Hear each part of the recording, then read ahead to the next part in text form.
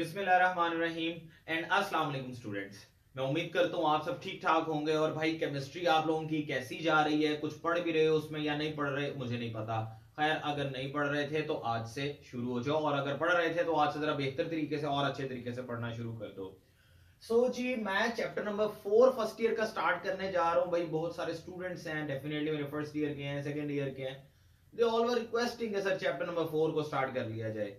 तो मैंने कहा चलें जी चैप्टर नंबर 4 स्टार्ट कर लेते हैं। अब इसके अंदर अगर आप एक बात गौर करें तो चैप्टर का नाम है लिक्विड्स एंड सॉलिड्स। मतलब चैप्टर के नाम से हमें कुछ इस बात का अंदाजा होना चाहिए कि भाई यहां पर ऑथर जो है वो स्टेट्स ऑफ मैटर डिस्कस करना चाह रहा है। और मैटर की as we know solid, liquid, gas, plasma, in fact Bose Einstein condensate एक पांचवी स्टेट भी है जिसपे इस टाइम वर्किंग जारी है।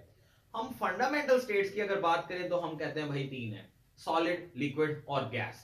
तो इन्हीं में हम लिक्विड्स एंड सॉलिड्स को डिस्कस करने जा रहे हैं। तो यहां पर मतलब कि हम बात करने लगे हैं फिलहाल स्टेट्स ऑफ मैटर की। ऑलराइट, तो अब स्टेट्स ऑफ मैटर की जब हम बात करेंगे स्टूडेंट, तो एक बात मैं आपको बताता चलूं, मैटर की जो स्टेट्स हैं they are directly depend upon forces of attraction, जिनको आप इंटरेक्टिव फोर्सेस का नाम भी दे सकते हैं। तो जितनी भी स्टेट्स हैं, चाहे वो लिक्विड है, सॉलिड है या गैस है, ये सारी की सारी डिपेंड कर रही हैं फोर्सेस ऑफ अट्रैक्शन पर। अब forces of attraction, for example अगर फोर्स ऑफ अट्रैक्शन स्ट्रॉन्गर हैं, या मैं कह देता हूं स्ट्रॉन्गेस्ट हैं, बहुत ज्यादा स्ट्रॉन्ग है, तो अब जो हमारे पास स्टेट ऑफ मैटर है वो सॉलिड होगी। या थोड़ी सी वीकर है इससे तो वो स्टेट ऑफ मैटर लिक्विड बन जाती है। या भाई और वीकर हो जाए या बहुत वीक हो जाए, जिसको आप कहेंगे कम से कम लिक्विड से 1000 गुना वीकर, तो फिर ये हमारे पास गैसियस स्टेट बन जाती है। तो यहां से एक बात तो भाई कंफर्म हो गई कि स्टेट्स ऑफ मैटर जो है ये डिपेंड कर रही है किस पे, फोर्सेस ऑफ अट्रैक्शन पे। अब नेक्स्ट जो है हमारे पास ये फोर्सेस ऑफ अट्रैक्शन स्टूडेंट्स दो तरह की होती हैं। एक हम नाम देते हैं इंटर मॉलिक्यूलर फोर्सेस, और जो दूसरी टाइप है हमारे पास that are basically intramolecular forces. असल में यही वो फोर्सेस ऑफ अट्रैक्शन है या इंटरेक्टिव फोर्सेस हैं जिन पे किसी भी मैटर की स्टेट ऑफ लाइक स्टेट जो है वो डिपेंड कर रही होगी। तो देखिए ये दोनों यहां पर अगर हम सीख लें, फर्स्ट थिंग इंटर। इंटर का मतलब क्या होता है स्टूडेंट? इंटर का मतलब है इन बिटवीन, यानी कि दरमियान में। और साथ ही मैं ये बात करता चलूं इंट्रा, तो इंट्रा का मतलब क्या होता है? इंट्रा का मतलब होता है हमारे पास विद इन। अब जरा इन दोनों वर्ड्स का जब आपको मतलब समझ आ गया, अब आप ये कंप्लीट समझ सकते हैं। देखिए पहले मैं बात कर लेता हूं inter molecular forces. So it's mean I want to discuss the type of forces of attraction that are present between the molecules. Molecules के दरमियान जब फोर्सेस ऑफ अट्रैक्शन है हमारे पास, वो बेसिकली उन मॉलिक्यूल्स के मतलब दरमियान, उसको कहेंगे इंटर मॉलिक्यूलर फोर्सेस। और अब जरा बात कर लेते हैं इंट्रा मॉलिक्यूलर फोर्सेस। तो इंट्रा का मतलब विद इन, यानी कि with in the molecule, molecule के अंदर फोर्सेस। अब मॉलिक्यूल के अंदर होंगे क्या? एटम्स होंगे, या आयनिक कंपाउंड है तो उसमें आयंस हो सकते हैं, या मेटालिक कंपाउंड है तो उसमें कैटायंस हो सकते हैं। मतलब कि ये जो हमारे पास पार्टिकल्स हैं अदर देन मॉलिक्यूल, वो बेसिकली उनके दरमियान जो फोर्सेस है उसको कहेंगे इंट्रा मॉलिक्यूलर फोर्सेस। मैं यूं कह देता हूं the type of forces of attraction present within the molecule between the atoms are called intramolecular forces. तो देखिए ना, जैसे कि फॉर एग्जांपल ये मैटर है, मैटर हमारे पास बनता किनसे है स्टूडेंट्स? पार्टिकल्स से मिलके। अब ये जो पार्टिकल्स हैं हमारे पास, ये पार्टिकल्स डिफरेंट हो सकते हैं। एक तो है हमारे पास सिंपली मॉलिक्यूल्स, एक तो ये पार्टिकल्स हैं। इसके अलावा जो हमारे पास पार्टिकल्स हो सकते हैं that could be atoms, that could be ions, and that could be cations. फिलहाल हम इनकी बात कर लेते हैं। तो इन पार्टिकल्स के दरमियान ये जो फोर्सेस ऑफ अट्रैक्शन है, इन पे डिपेंड करेगा कि मैटर की स्टेट कौन सी होगी। और फिर हमने बात कर ली ये फोर्स ऑफ अट्रैक्शन भी दो तरह की है, intermolecular forces and intramolecular forces. अपनी इस बात को थोड़ा मजीद डिफाइन करने के लिए, इंटरमॉलिक्यूलर फोर्सेस यानी कि ऐसी फोर्स ऑफ अट्रैक्शन जो मॉलिक्यूल्स के दरमियान पाई जाएंगी। तो यहां पर मैं ऑलरेडी लिख देता हूं कि मॉलिक्यूल्स के दरमियान पाई जाने वाली फोर्सेस। अब ये कौन कौन सी हैं, तो आप अपनी बुक में इनमें पढ़ेंगे, जैसे कि हो गई डाइपोल डाइपोल फोर्सेस, ये हमारे पास एक इंटरमॉलिक्यूलर फोर्स है। इसके अलावा हम पढ़ेंगे डाइपोल और इंड्यूस्ड डाइपोल फोर्सेस। ठीक है, डाइपोल क्या है, इंड्यूस्ड डाइपोल क्या है, ये भी मैं आपको बताऊंगा। उसके दरमियान पाई जाने वाली forces, they are intermolecular forces.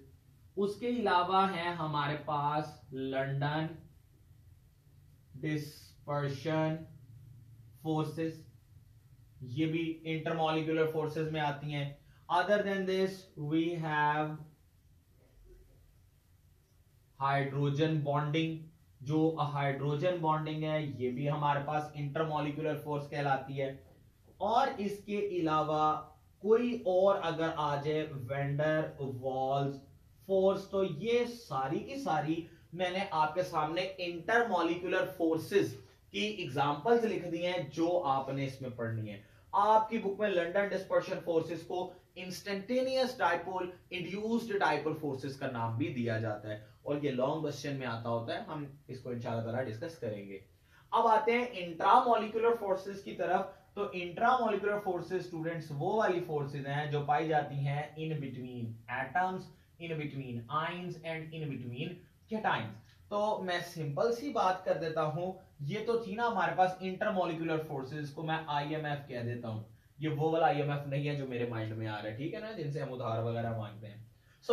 तो इंटरमॉलिक्यूलर फोर्सेस जो हैं, सॉरी इंट्रामॉलिक्यूलर फोर्सेस, अब इसमें हमारे पास आ जाएंगे all types of bonds, because basically bonds he present होते हैं एटम्स, आयंस या कैटायंस के दरमियान। तो अब आप लोग खुद सोचिए इंट्रामॉलिक्यूलर फोर्सेस की क्या क्या एग्जांपल्स हो सकती हैं। तो इसमें फर्स्टली हमारे पास आ जाता है आयनिक बॉन्ड।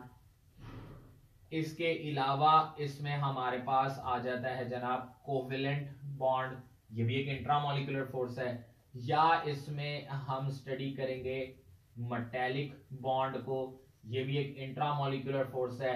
या हम पढ़ेंगे कोऑर्डिनेट कोवेलेंट बॉन्ड को, ये भी हमारे पास इंट्रामॉलिक्यूलर फोर्स है। तो और भी हो सकती हैं, मतलब इन एटम्स वगैरह के दरमियान पाई जाने वाली दे आर इंट्रामॉलिक्यूलर फोर्सेस। तो ये तो एक छोटा सा इंट्रोडक्शन हो गया that what type of forces of attraction could be present between molecules, atoms, ions or any other species।